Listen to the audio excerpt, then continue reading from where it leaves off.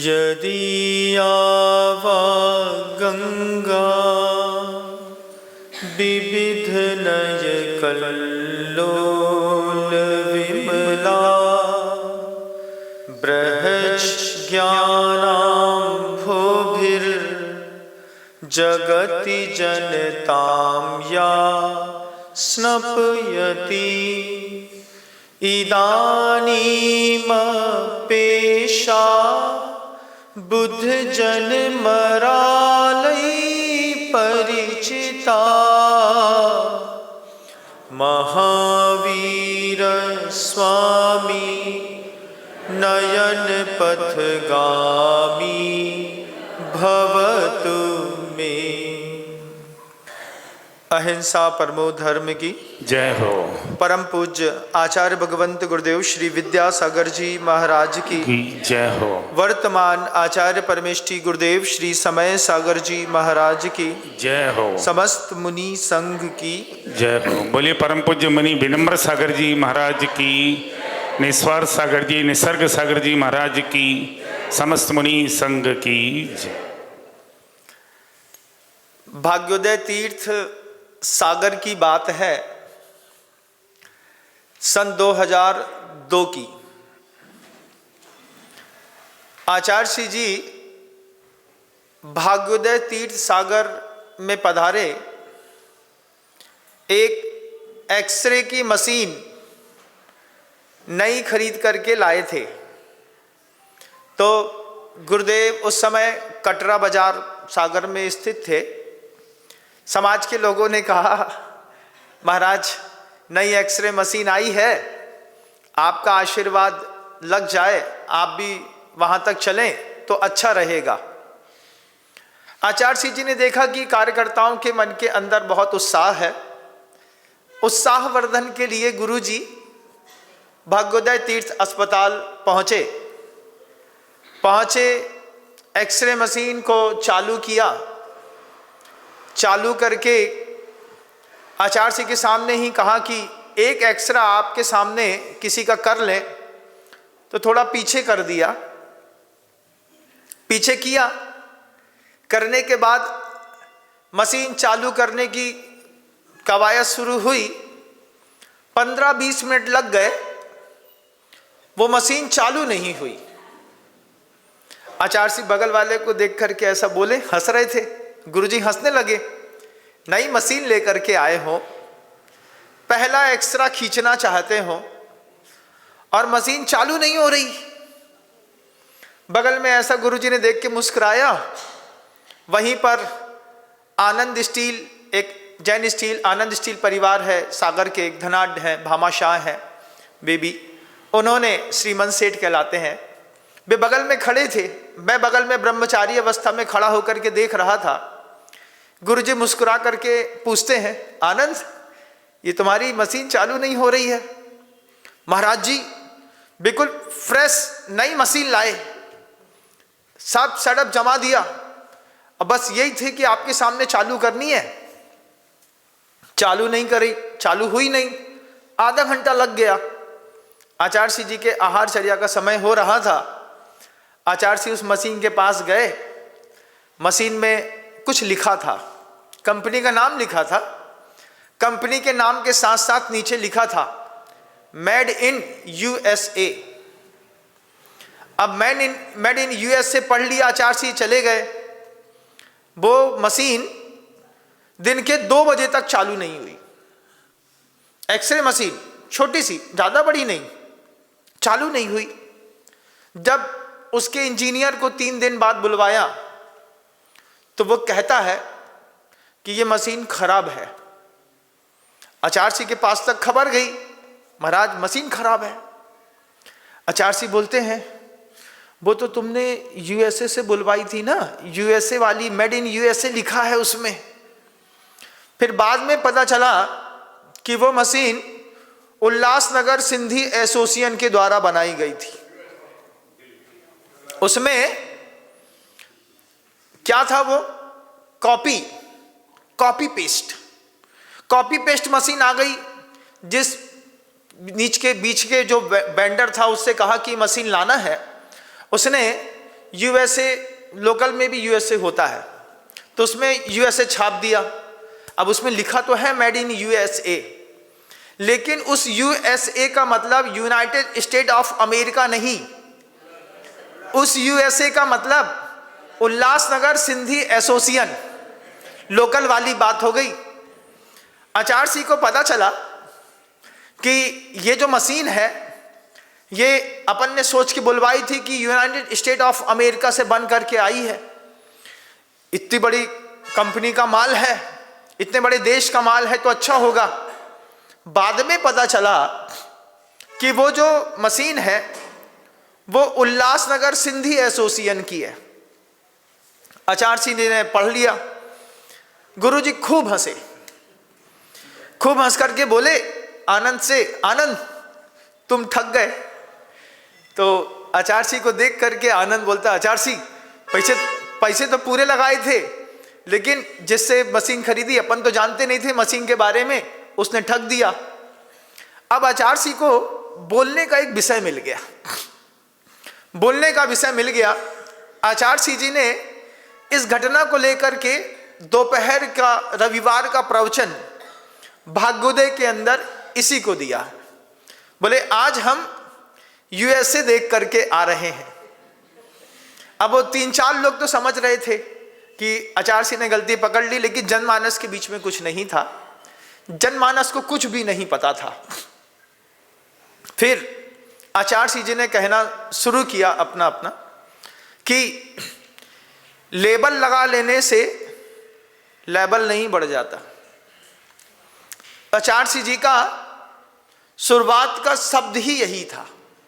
Label मतलब बाहर जो लेबल लगा लेते हैं, उस लेबल लगा लेने से अंदर का लेबल बढ़ नहीं जाता। बाहर तो लेबल लगा है मेड इन यूएसए, लेकिन अंदर का जो लेबल है वो कोई अलग वस्तु हुआ करती है।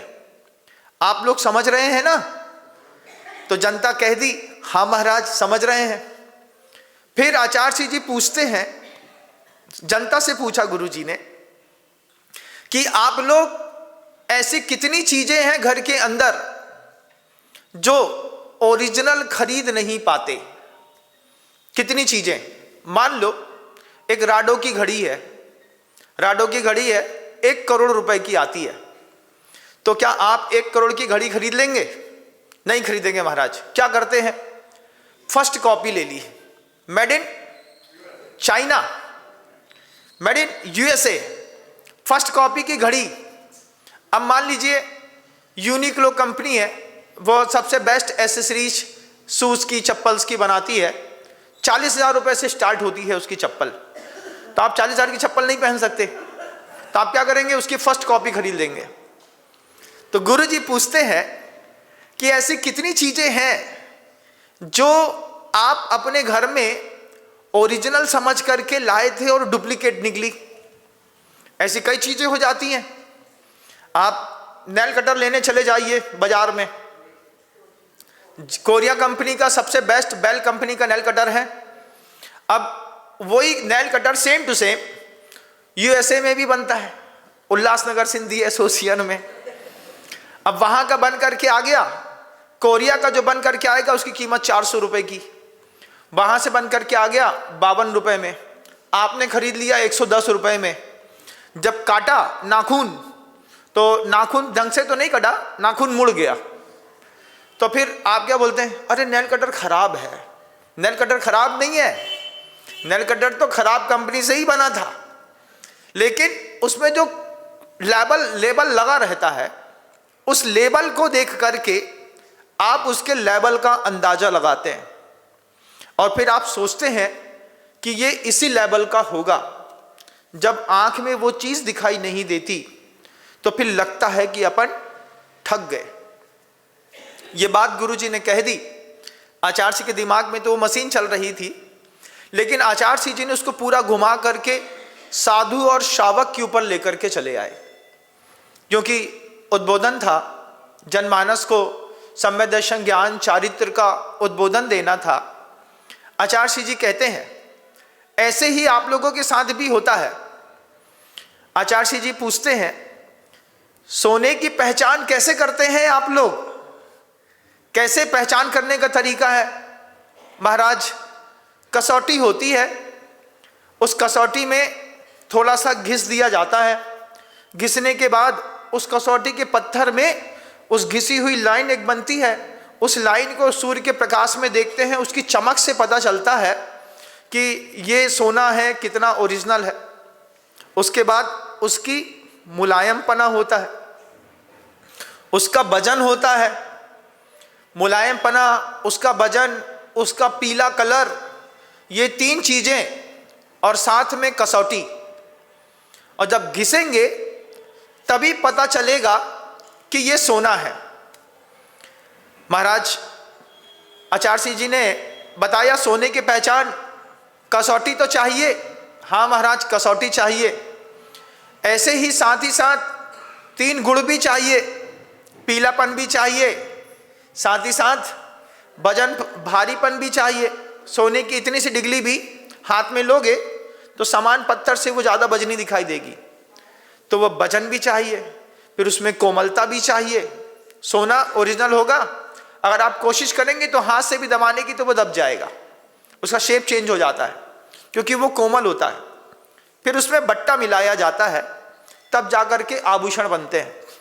प्योर गोल्ड से कभी भी सोने का आभूषण नहीं बनता, कुछ ना कुछ बट्टा तो लगता है।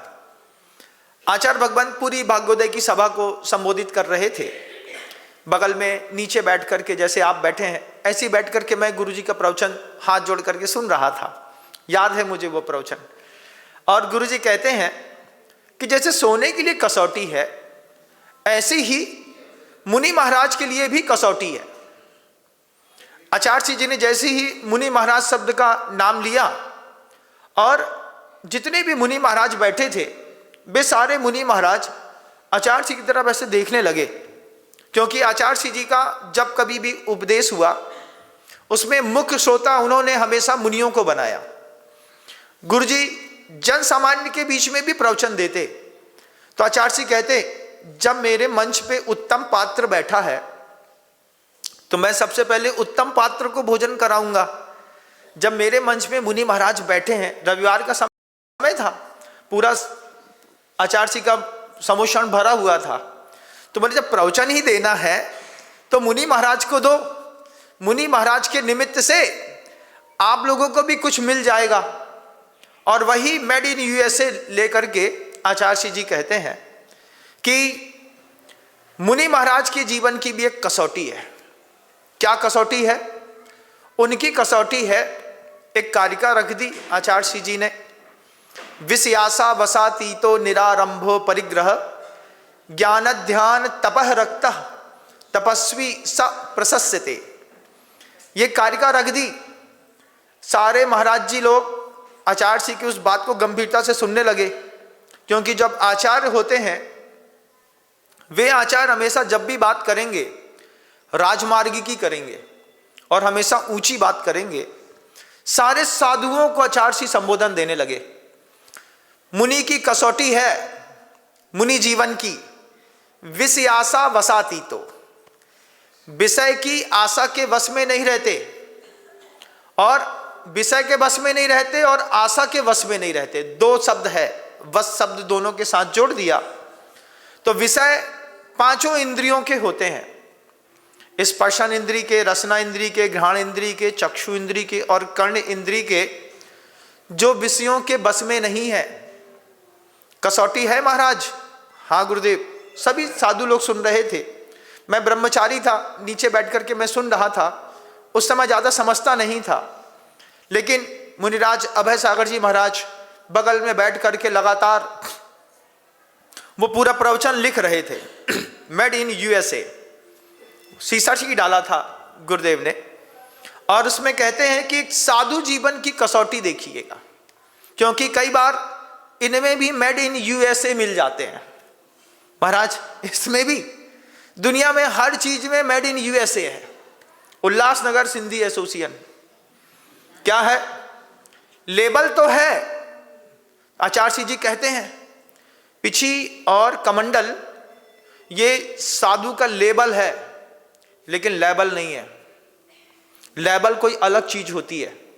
तो जो दूर से जब आप किसी साधु को देखते हैं तो साधु को देखने पर पहचान क्या है?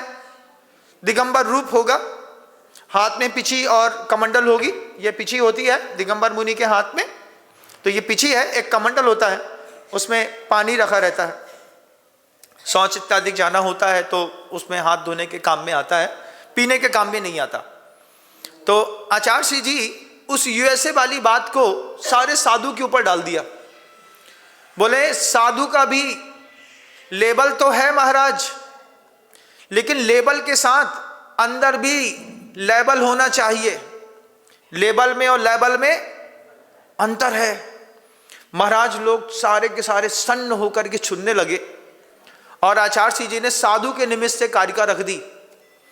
विषयासा वसाती, तो जो विषय के वश में नहीं है, विषय को वश में किया है उन्होंने। स्पर्शन इंद्रिय के किसी भी विषय में वश में नहीं होते। ये साधु के अंदर का लेवल होता है। अंदर का लेवल क्या होता है? तो गुरु जी के शब्द रहते थे, कितना भी बड़ा विद्वान क्यों ना हो, थाली में देखोगे तो उसकी विद्वत्ता का पता चल जाएगा। कितने बड़े विद्वान हैं हम, बहुत बड़े विद्वान हैं। ये पंडित जी तो बहुत बड़े। अभी सिलवानी में जब वो हुआ था श्रुत आराधना शिविर, बहुत सारे मूर्धन विद्वान आए थे। अब किसी को क्रैकजैक पसंद है, किसी को पार्ले जी, किसी को मोनाको, किसी को लिटिल हार्ट्स, कोई ओरियो खा रहा है। ओरियो उस समय आई नहीं थी। ये दो चार ब्रांड बहुत अच्छे चलते थे। तो जिनके घरों में रुके थे उनमें से किसी ने बताया, महाराज जी ये दादाजी को रात में 9:30 बजे लिटिल हार्ट्स की बिस्किट खानी है। हमने कल सुबह इन्हीं ने धबला के ऊपर उद्बोधन दिया है। तो ये क्या है? Made in USA, Ulhasnagar Sindhi association. ऐसे ही साधु जीवन में मेड इन यूएसए। तो आचार्य श्री जी कहते हैं सिर्फ लेबल मत देखना, अंदर का लेवल भी देखना। अंदर का लेवल भी देखना जरूरी है।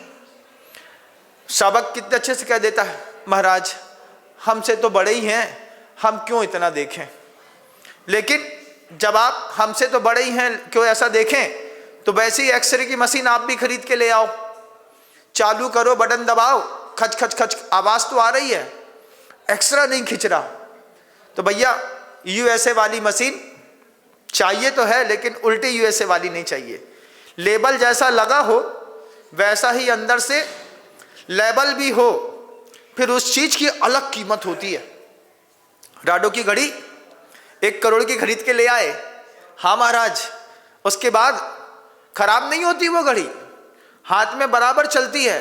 और जब बेचोगे 1 करोड़ से ज्यादा की बिकेगी, कम की नहीं बिकेगी। महाराज पुरानी घड़ी महंगी कीमत में, यही तो खासियत होती है महंगी चीजों की। जितने पुराने होते हैं उतनी महंगी कीमत में बिकते हैं। खरीदे थे 1 करोड़ के, आज कितनी कीमत है? अभी बेचेंगे तो 1.5 करोड़ में बिक जाएगी। घड़ी में इतना सौदा होता है, घड़ी में इतना सौदा होता है महाराज। क्या है, फलानी कंपनी ने एक ही पीस बनाया था, उसमें फलानी कंपनी का हीरा लगा है, एक गुलाबी, एक नीला, एक लाल, एक हरा। वो हीरे की कीमत अपने आप में अद्भुत है। अब उसको दोबारा मिलना नहीं है, तब तो उसकी इतनी कीमत दे के लाए थे। अब मान लो उसमें से एक भी पीले हीरे की कीमत बढ़ गई तो कीमत घड़ी की अपने आप ऊपर हो गई। जो लोग ओरिजिनल चीज पहनते होंगे वे लोग हमारी बात को बहुत अच्छे से समझते होंगे। आप में से तो बहुत सारे लोगों ने ओरिजिनल चीज कभी देखी भी नहीं होगी, कभी नहीं देखी होगी। हमने पहली बार हीरा देखा, कब देखा? आचार्य श्री जी तड़ा पहुंचने वाले थे। तड़ा एक सागर के पास गांव है, उस गांव में पहुंचने वाले थे। तेज बारिश हो रही थी, मैं ब्रह्मचारी था उस समय, और तेज बारिश में तड़ा गांव में पहुंचने के वक्त में राजस्थान के भामाशाह अशोक जी पाटनी साथ में 2-3 लोगों को लेकर के पधारे। तो आचार्य श्री जी के पैर में कांटा घुस गया था, क्योंकि कीचड़ हो गया था, पानी बरस रहा था। एक ढलान उतर करके हम लोग तड़ा गांव के बाहर रुके। रुकने पर पैर में कांटा गड़ गया था, तो महाराज जी लोग मिलकर के आचार्य जी को हल्दी का कड़का लगा रहे थे। हल्दी का कड़का लगा रहे थे, बिजली कड़क रही थी तो लाइट गोल हो गई।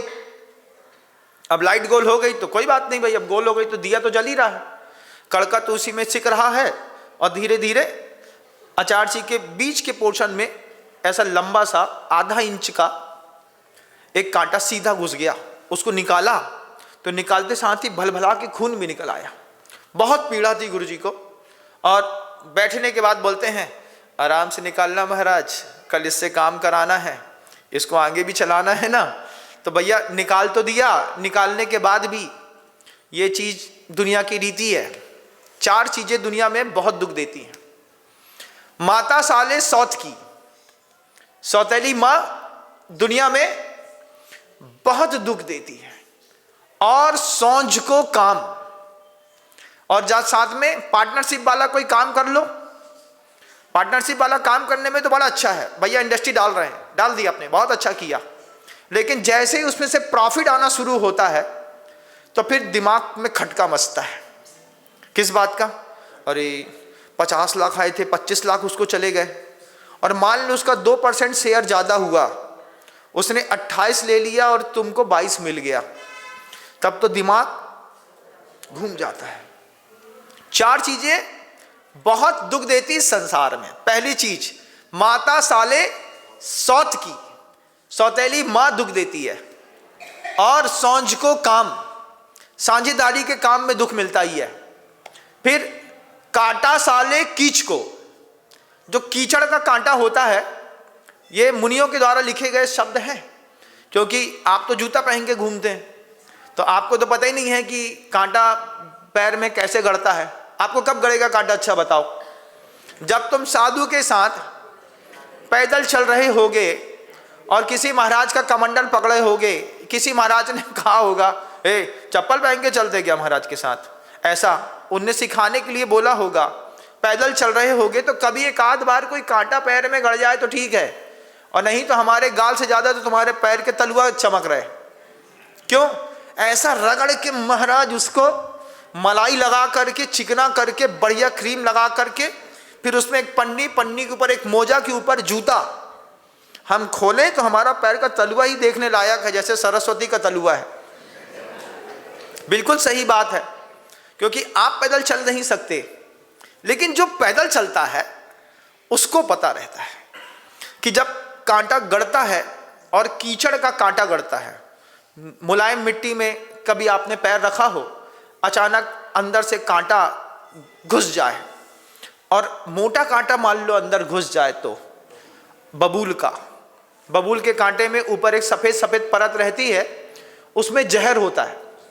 वो अंदर जैसे ही घुसती है तो वो अपना रिएक्शन करना शुरू करती है, तो निकलने के बाद भी 7 दिन तक बबूल के कांटे में दर्द रहता है। 4 चीजें बहुत दुख देती हैं।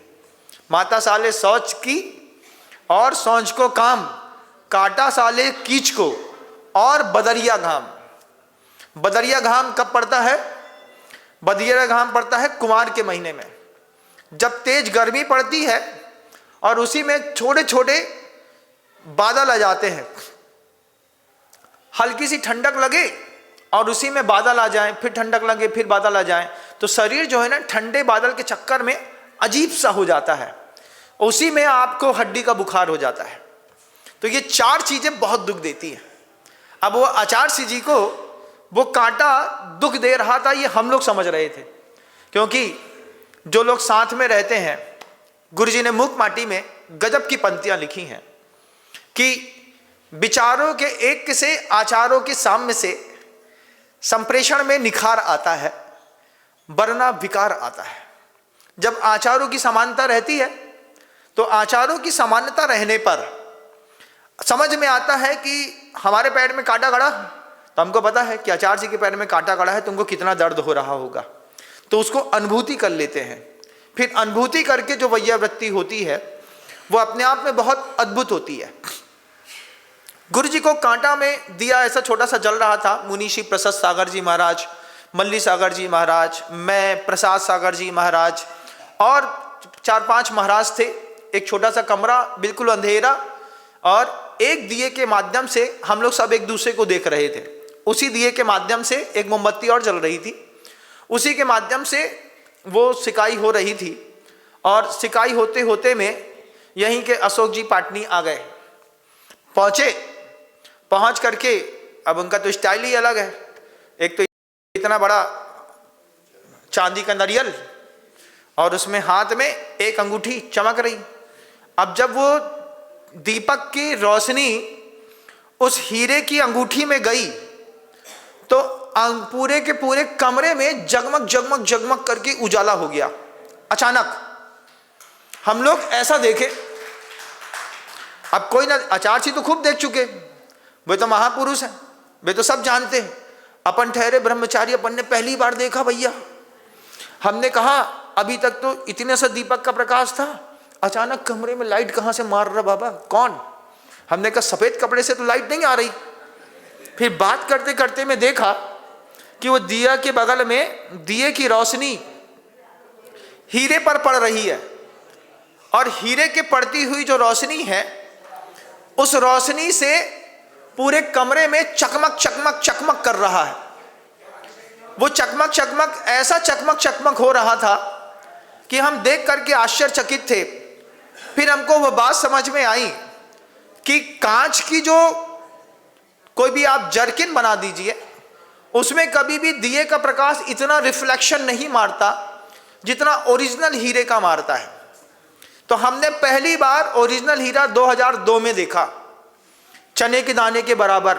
डॉलर चना होता है, देखा डॉलर चना? तुम न जान पाओगे, तुम नहीं समझ सकते कुछ, हम समझते हैं। तुम्हारे हाथ में जो छोटी सी अंगूठी है ना, उसमें तो हीरे की डस्ट है, और डस्ट ही के छोटे छोटे हीरे लगा दिए तो अपने आप को महाराज हमारे हाथ में हीरा की अंगूठी है।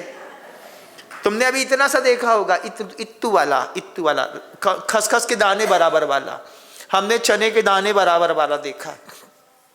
और जब पहली बार उसमें देखा तो वो चकमक चकमक करे, हमने ऐसा देखा कि हमने प्रसाद सागर जी से कहा बाबा गजब है। बोले ये प्रसाद सागर जी हंसते बोलते हैं, अशोक जी पाटनी आए, पूरे कमरे में उजाला हो गया। तो आचार्य जी ने कभी भी, कितना भी पैसे वाला आदमी आया, उसको बहुत ज़्यादा तवज्जो नहीं दी। आचार्य प्रसाद सागर ऐसा इशारा बस किया, आचार्य ने एक उंगली हिलाई, अपना मुंह बंद करो, तुम बीच में मत बोलो। प्रसाद सागर जी तुरंत समझ गए, उस बात को हम समझ गए। एक महान गुरु के साथ रहो तो दुनिया की हर चीज दिखाई देती है, लेकिन मेड इन यूएसए नहीं चाहिए, नहीं तो उल्लासनगर सिंधी एसोसिएशन वाला कोई पकड़ लो। अब उसको देखा मैंने, वो ओरिजिनल हीरा। आचार्य जी ने एक इतना सा इशारा किया, ऐसा, तू अपना मुंह बंद कर।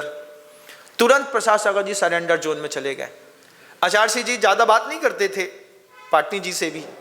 उन्होंने पूछा आप ठीक है, स्वास्थ्य ठीक है? हाँ ठीक है, ये ठीक है, ऐसा ठीक है। 4 बार ऐसा सिर हिलाया और आचार्य जी बोलते हैं मेरा सामायिक का समय हो गया है, अब आप जा सकते हैं। उन्होंने उतने में धन्य महसूस किया कि कम से कम इतने बजे आचार्य जी का दर्शन तो हो गया। क्या साधना है, कठिन साधना, संयम तप में बीती भरी जवानी है। विद्याधर से विद्यासागर की अमर कहानी है। ऐसी अमर कहानी है गुरुदेव की, वो अपने शिष्यों को भी उन्होंने वही बात समझाई। शिष्यों को भगवदय के मंच पर कह रहे हैं, भगवदय के मंच पर कहते हैं अभी हम एक मशीन देख करके आ रहे हैं, उसमें यूएसए लिखा है। अब वो 3-4 लोगों को पता। अब फिर बाद में कहते हैं उल्लासनगर सिंधी एसोसिएशन। अब हमने कहा ये यूएसए और वो यूएसए में कुछ बात तो हो गई है। गुरुजी बोलते हैं कि साधु जीवन में भी लेबल और लेबल एक होना चाहिए। अगर लेबल अलग है और लेबल अलग है, कई बार दिखाने वाला लेबल तो होता है लेकिन ओरिजिनल लेबल नहीं होता। ओरिजिनल लेबल नहीं होता तो फिर कभी भी किसी जीव का उद्धार नहीं हो सकता। एक दिखाने वाला लेबल है, अरे हमारा लेबल है, दिखा रहे हो, है नहीं। कहाँ पे पता करेंगे आपका लेबल? भी चौके में पता करते हैं तुम्हारा लेबल। कितना भी कद्दावर साधु हो, उसका लेवल चौके में पता करो। चौके में वो क्या खाता है, कैसा खाता है, इससे पता चलता है कि तुम्हारा लेवल क्या है। लेवल में तो पीछी कमंडल तो दुनिया में सबके साथ दिख जाएगी। बिसियासा बसाती तो ये शब्द कह दिया आचार्य जी ने। सारे मुनिराज गंभीर होकर के उस चीज को सुन रहे थे। सारे मुनिराज सुनते सुनते कहते हैं, साधु वो जो विषयों के बस में नहीं हो, पांचों इंद्रियों के विषय के बस में जिस साधु ने अपने आप को ऊपर उठा लिया हो, और आशा वश अतीतो, और किसी प्रकार की उसको जीवन में आशा ना रही हो, तब ये साधु का चिन्ह है। अंदर वाला लेवल इससे बढ़ता है कि पांचों इंद्रियों का कोई भी विषय उसको नहीं चाहिए। जीवे मरणे लाहा लाहे संयोगे विप जोगे या बंधुरिसु दुखादो समता सामायम नाम। ये साधु जीवन।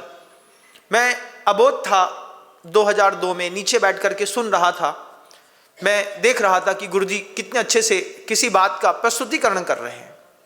लेकिन बाद में जब मुनि श्री अभय सागर जी महाराज जी ने वह 8 पन्ने का प्रवचन मेरे हाथ में दिया और कहा कि एक ये प्रवचन पढ़िए, मेड इन यूएसए, तो हमने उस प्रवचन को पढ़ा। तो हमने फिर बाद में कहा, महाराज जी ये प्रवचन हमने सुना है। तो महाराज जी बड़े मुस्कुराए, बोले आपने सुना है, ये भाग्योदय का प्रवचन है।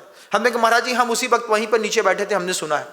लेकिन सौभाग्य की बात है कि ये प्रवचन आज आपके हाथ से हमको मिला। वो प्रवचन जब हमको मिला 2014 में, हम मुनि बन चुके थे। उन्होंने कहा ये 8 पन्ने का एक प्रवचन गुरुजी का पढ़ो, ऐसा जबरदस्त है, मजा आ जाएगा। हमने उस प्रवचन को पूरा पढ़ा, वो प्रवचन याद आया। फिर उस प्रवचन को हमने अपनी कॉपी में कॉपी नोट किया। मैंने कहा महाराज श्री इस प्रवचन को पढ़ लेता हूँ, थोड़ा सा लोड भी कर लेता हूँ। तो अभय सागर जी महाराज श्री मुस्कुराते हुए, हाँ हाँ आप इसको ले जाएं, प्रवचन को कॉपी नोट कर लें, चाहे तो फोटो कॉपी खिंचा लें, आपका ही है, आपके लिए ही है। हमने ले लिया। अब उस प्रवचन को जब मैंने दोबारा पढ़ा, रिकॉल किया, रिकॉल करने में समझ पे आया कि आचार्य जी ने क्या गजब का उद्बोधन दिया कि साधु उल्लासनगर सिंधी एसोसिएशन जैसा मेड इन यूएसए ना बने। कैसा बने? Original United state of America के जैसा बने। सुन करके अंदर ही अंदर भाव ऐसा ऊंचा उठा। हाँ ये गुरुजी हैं, इनका नाम आचार्य विद्यासागर जी महाराज है। और उनने कहा, गुरुजी वो प्रवचन में कह रहे हैं, विषयों के बस में नहीं होगा साधु, आशा के बस में नहीं होगा, उसे दुनिया में किसी चीज की कोई प्रकार की कोई आशा नहीं है। ये 2 चीजें उसके जीवन का सबसे पहला कर्तव्य होगा। कोई पांचों इंद्रिय का, स्पर्शन इंद्रिय संबंधी, रसना इंद्रिय संबंधी, घ्राण इंद्रिय संबंधी, चक्षु इंद्रिय संबंधी, उसको कुछ ज्यादा विशेष नहीं चाहिए। ताम झाम से बहुत दूर किनारे खड़ा है। क्यों? हम ऐसे ही अच्छे हैं, हमको इसी में आनंद आता है। आचार्य जी को उसी में आनंद। इतने बड़े महापुरुष जब तड़ा में उस छोटी सी कुटिया में बैठे थे, तो मैं दूर से बैठ करके सोच रहा था कि ये ऐसे महान आचार्य हैं कि इनके लिए सोने का कमरा भी बनाओ तो कम है, और ये किसी गरीब की कुटिया में सामान्य से पटे में बैठ करके पूरी रात निकाल लेंगे। क्योंकि विषय आशा वसातीतो, फिर कैसे हैं? निरारंभो परिग्रह, कोई परिग्रह उनके साथ नहीं, किसी प्रकार के आरंभ सारंभ में उनकी कोई युक्ति नहीं, किसी प्रकार की युक्ति नहीं। आप सोचिए, एक बार की बात है, वो उदाहरण ऐसा गजब का है कि आचार्य जी को रात में पनागर में खांसी चली। खांसी इतनी जबरदस्त चली, बहुत तेज खांसी चल रही थी। और खांसी चलते में मुनि श्री प्रसाद सागर जी महाराज साथ में सो रहे थे पनागर में। तेज ठंड थी पनागर में। गुरु जी रात में इतनी खांसी चली आचार्य जी को कि वो बैठ गए, गला पकड़ लिया, बिल्कुल जाम हो गया था गुरु जी का। अब प्रसाद सागर जी को लगा कि इस खांसी में अगर थोड़ा सा अजवाइन का धुआं दे दें तो ये अच्छा हो जाएगा, थोड़ा सा रिलैक्स मिलेगा और ठंडी से भी थोड़ी सी रिलैक्सिंग मिलेगी। अब सोचो रात में 1:30 बजे कहाँ से मिलता?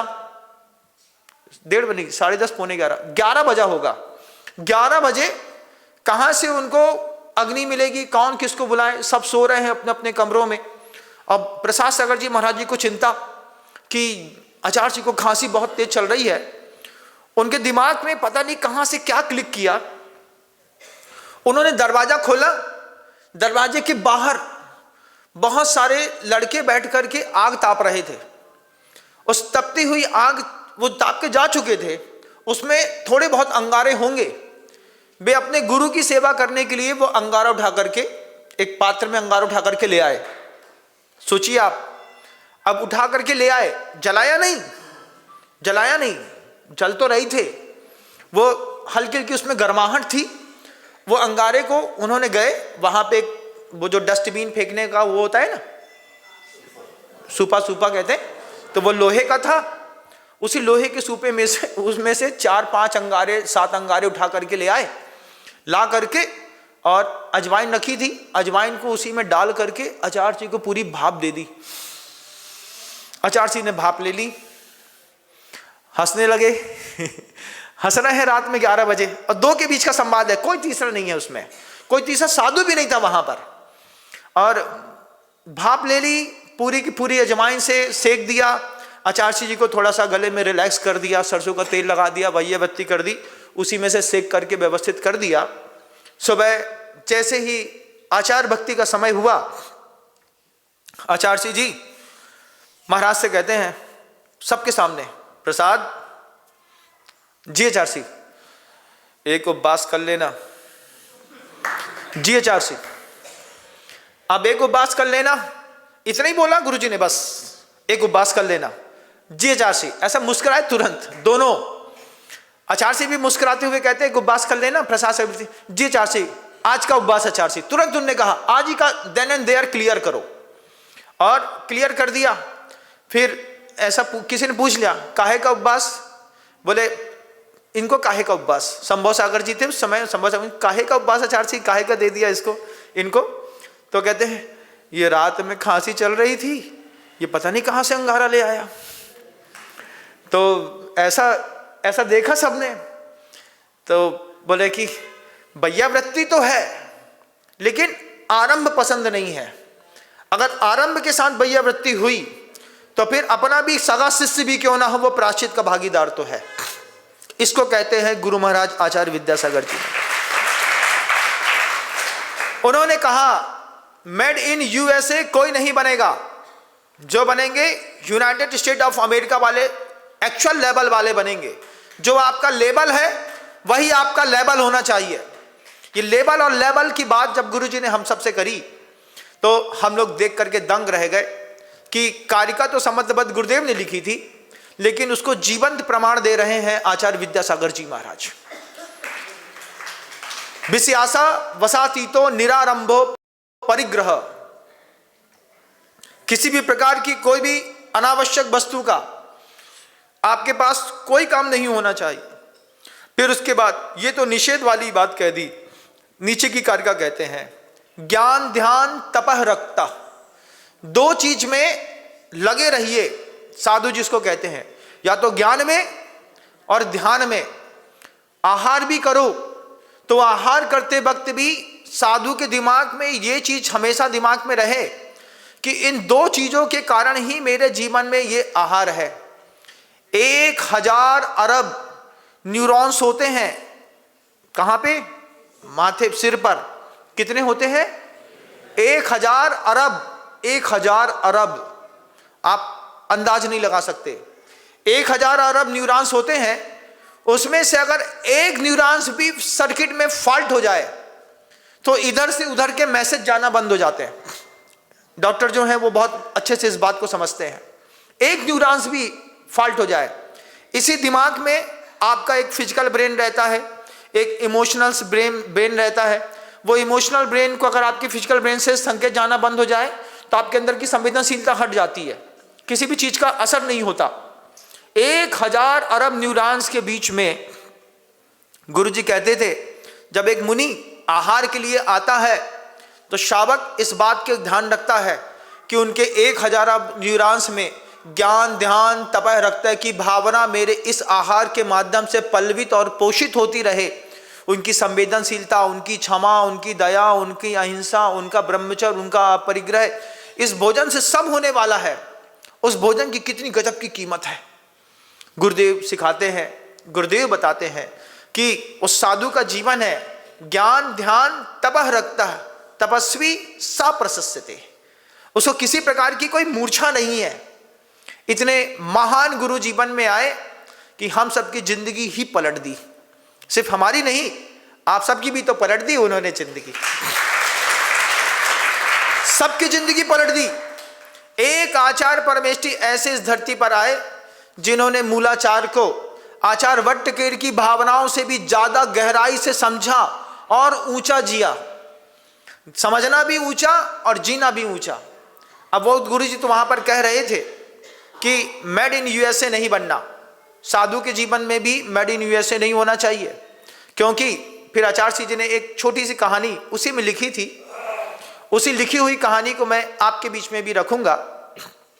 एक राजा था, उस राजा का एक ही पुत्र था, एक ही पुत्र था और वह पुत्र महाव्यसनी बन गया।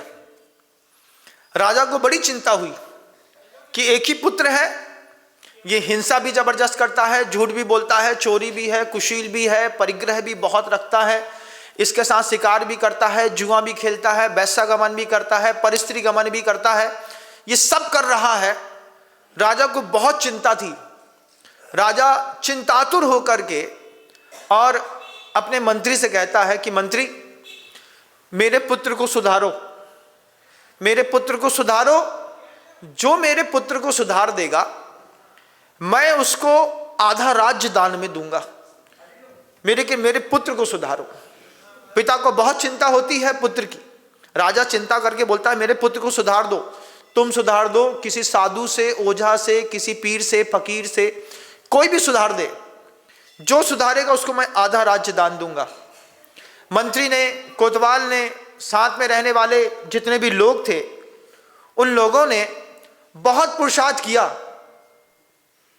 वो राजपुत्र किसी के सुधारने से नहीं सुधरा, किसी के भी सुधारने से नहीं सुधरा। लास्ट में उसके हाथ में एक पुस्तक आई, एक पुस्तक आई। उसने उस पुस्तक को 25 दिन लगातार पढ़ा। 25 दिन लगातार पढ़ने के बाद उस राजपुत्र ने दुनिया के जितने पाप थे सब एक साथ छोड़ दिए। जो काम इंसान नहीं कर पाया वो काम एक पुस्तक ने कर दिया।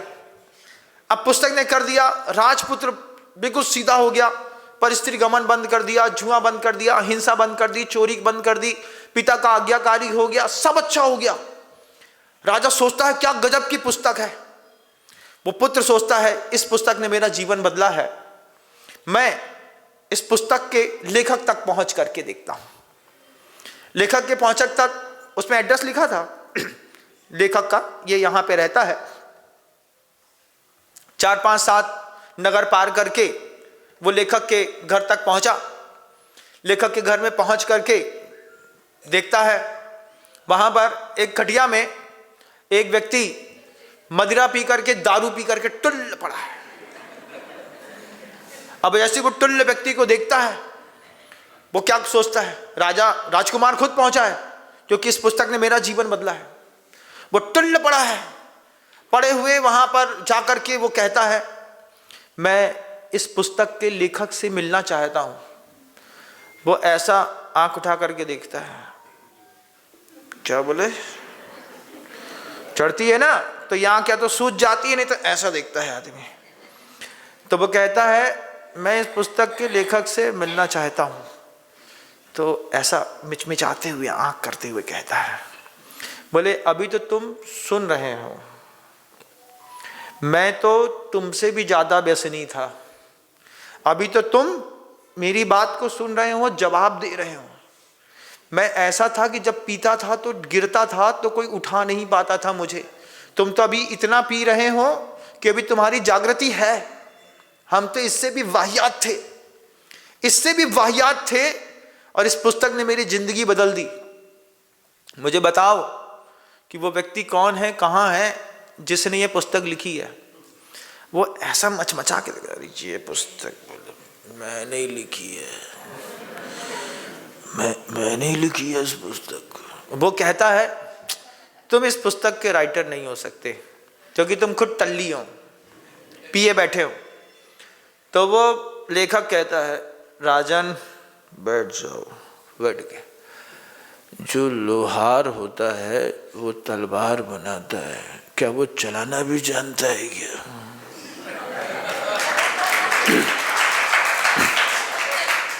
तुल्य अवस्था में वो क्या बोल रहा है कि जो लोहार तलवार बनाता है, क्या वो लोहार तलवार चलाना भी जानता है?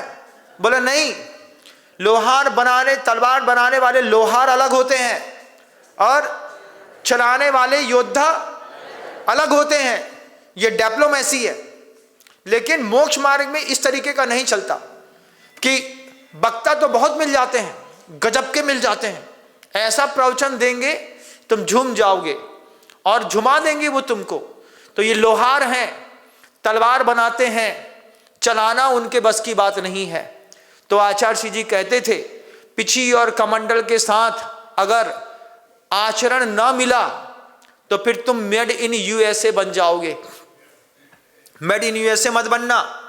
कथनी और करनी में एक जैसी भावना जिस संत के होगी, उसी संत के चरणों में जीवन समर्पण होगा। ये जीवन समर्पण का पहला प्रश्न चिन्ह होता है। आचार्य जी ने हम सबको, जितने भी साधु थे, उन साधुओं को गुरु जी उपदेश दे रहे हैं कि मेड इन यूएसए नहीं बनना। सबने सुन लिया, सारे साधु के दिमाग में ये बात चली गई। वो लोहार क्या कहता है उस राजा से? जो लोहार तलवार बनाता है वो लोहार तलवार चलाता नहीं, चलाते तो योद्धा हैं। वो राजा सोचता है, राजपुत्र सोचता है, गजब का आदमी है, इसके शब्दों से हमको तो वैराग्य हो गया और ये आदमी टल्ली होकर के वहीं की वहीं पड़ा है। कई बार पुस्तकें, कई बार इंसान ऐसा जीवन परिवर्तन करता है सामने वाले का कि सामने वाला बदल जाता है और वो मिथ्या दृष्टि का मिथ्या दृष्टि रह जाता है। आचार्य जी ने उस दिन पूरे भाग्योदय के उद्बोधनों में इसी बात को सामने रखा है। वे कह रहे हैं कि आप किसी भी भूमिका में हो धर्म की, लेकिन आप यूएसए मत बनिए। यूएसए का मतलब अब तो आप समझ ही गए हैं। कौन सा यूएसए बनना है? यूनाइटेड स्टेट ऑफ अमेरिका वाला, कि जिसका लेबल और लेवल एक हो। हम लोगों को समझाया, हम लोगों को समझाने के बाद शाबक के ऊपर चले गए, क्योंकि वो भी तो बैठे थे वहां पे सभा में। उनसे भी कहते हैं, आपसे भी पूछूंगा कि आप भी कौन से यूएसए हैं, मेड इन यूएसए हैं कि मेड इन यूएसए हैं? महाराज हम तो उल्लासनगर सिंधी एसोसिएशन वाले ही हैं, हम ओरिजिनल वाले तो बन नहीं सकते। क्यों? क्योंकि शाबक हमेशा लोभी रहा है। उसके लिए भी गुरुजी ने कहा कि विषयों में झंपापात मत करना। विषयों का भोग करना तो ठीक है, लेकिन झंपापात करोगे, झंपापात शब्द दादा गुरु ज्ञान सागर जी महाराज जी का था। वे पतंगे को लेकर के कहते थे, जब दिया जलता है बारिश के दिनों में, तो पतंगा उस दिए की रोशनी के अंदर जाना पाता है, चाहता है, झंपापात करता है, उसी में मर जाता है। तो विषयों में झंपापात मत करो, भोगो क्योंकि गृहस्थ है, लेकिन झंपापात करोगे तो जल जाओगे। आचार्य जी शावकों के ऊपर उतरे, शावकों से कहते हैं कि आप कौन से, आप कैसे हैं? तो उसमें से कुछ लोग होते हैं ऐसे जो यूनाइटेड स्टेट ऑफ अमेरिका वाले होते हैं, लेकिन बहुत सारे उल्लासनगर सिंधी एसोसिएशन वाले भी होते हैं। महाराज हम हैं, ऐसी छाती ठोकते हैं, हम जान दे देंगे धर्म के लिए। ओह, ऐसा लगता है कि बस तुम्हारे भरोसे ही जैन शासन पूरा टिका हुआ है। और जैसे ही बिहार हुआ तो गायब, बिहार होने में गायब। अब कहां मिलेंगे? जब महाराज पहुंच जाएंगे तब, अरे महाराज मुझे आपका बिहार कराना था, लेकिन मैं क्या बताऊं, ऐसी घर में अड़चन आ गई। कैसी अड़चन आ गई? क्या पूरा घर भूकंप में नीचे गिर गया? अरे नहीं महाराज जी, वो जो बरौनी थी वो बरौनी नहीं आई, उस चक्कर में रुकना पड़ गया। तुमने कहा क्या तुम बर्तन मांज रहे थे? ना, बरौनी ढूंढने गए थे, दूसरी गाड़ी में गए थे। वो जरूरी कि ये जरूरी? क्या जरूरी भाई साहब? ये लोग वैसे हैं, मेड इन यूएसए वाले हैं। इधर वाले कि इधर वाले, अब आप समझिएगा। ये आपके ऊपर छोड़ता हूं, क्योंकि उद्बोधन है। उद्बोधन शावक को हमेशा एक नई दिशा देता है। और दिशा के साथ साथ उसकी दशा में भी परिवर्तन करता है। आचार्य जी के जीवन के ऐसे अद्भुत संस्मरण हैं ये, जब गुरु जी ने मेड इन यूएसए सामने रख दिया और सोचते समझने के लिए हम सबको इतना मजबूर किया कि कथनी और करनी एक होनी चाहिए। पीछे कमंडल तो लेबल है, लेकिन लेबल के साथ अगर आपका अंदर का लेबल नहीं रहा तो ये लेबल भी किसी काम का नहीं रहेगा। और कई लोग ऐसे भी होते हैं, एक बार की बात है, मैं जब 2006 में बाबा रामदेव जबलपुर में पधारे, आचार्य महाराज के साथ हम लोग सब दीक्षित होकर के वहीं पर बैठे हुए थे। 50 साधुओं का संघ था, 55 साधु थे उस वक्त। बाबा रामदेव ने अचानक ऐसा प्रश्न पूछा जिसकी उम्मीद नहीं थी। सोशल मीडिया सामने खड़ा हुआ था। बाबा रामदेव पूछते हैं, आप तो प्रज्ञा पुरुष हैं, आप तो ब्रह्मलोक में विचरने वाले हैं, आपकी तो जय जयकार है, लेकिन ये जो अवधूत हैं, हम सबकी इशारा करके वो कहते हैं, ये जो अवधूत है, इन अवधूतों से जब कोई गलती हो जाती होगी तो फिर आप क्या करते हैं? ऐसा प्रश्न पूछ लिया। अब प्रश्न ऐसा पूछा कि सामने सोशल मीडिया खड़ा है। आचार्य जी मुस्कुरा करके कहते हैं, बहुत अच्छी बात है। ऐसा हाथ था गुरुजी का, जो उनकी अपनी एक शैली होती है ऐसे हाथ करने की। ऐसे ही हाथ करके गुरुजी कहते हैं, कुम्हार घड़े बनाता है, कूटता है, पीटता है, तैयार करता है, हवा की आग में चढ़ाता है, और अगर कोई घड़ा चटक जाता है, अगर कोई घड़ा फूट जाता है तो शोक नहीं करता, उसको उठा करके किनारे कर देता है, फिर नए घड़े बनाते रहता है। उनके उस गहरे संवाद का इतना सटीक उत्तर दुनिया में कौन दे सकता है। उन्होंने इस मामले इस कहकर के ये बात भी बताई कि कुम्हार घड़े बनाता है, लेकिन कई बार उपादान की किसी चीज की कमी रह जाती है तो घड़ा चटक जाता है। इसका मतलब आचार्य जी कह रहे हैं कि हमने जो बनाए हैं उनमें से भी कुछ चटक सकते हैं, चटक जाते हैं। जब चटक जाता है तो क्या करते हैं? उठा करके किनारे कर देते हैं। लेकिन फूटे हुए और टूटे हुए मटके के चक्कर में कुम्हार कभी भी मटका बनाना बंद नहीं करता, लगातार मटके बनाता रहता है। और ऐसा आपने भी देखा होगा आज भी, क्योंकि गुरु जी से दीक्षित होने के बाद भी कुछ लोग मेड इन यूएसए हो जाते हैं। क्या उल्लासनगर सिंधी एसोसिएशन, उनके साथ में रहना नहीं तो उनकी भावनाओं से भी दूर हो जाना।